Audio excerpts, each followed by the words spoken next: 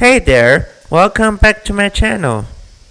Today we're diving into the world of creamy purple sweet potato yogurt mash. Let's jump right in.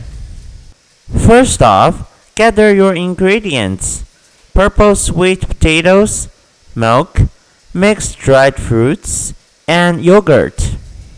Get those purple sweet potatoes steaming over high heat for about 40 minutes or until they're pork tender.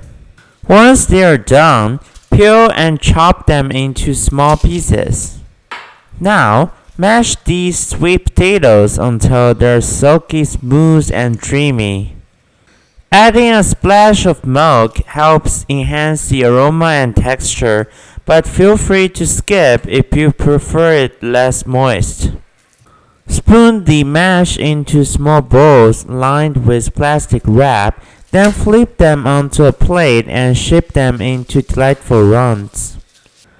Time to add a drizzle of thick, creamy yogurt and a sprinkle of mixed dried fruits for that extra touch of sweetness and crunch.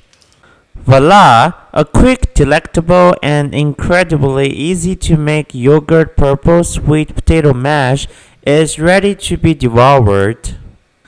Give this recipe a try and let me know how it turns out.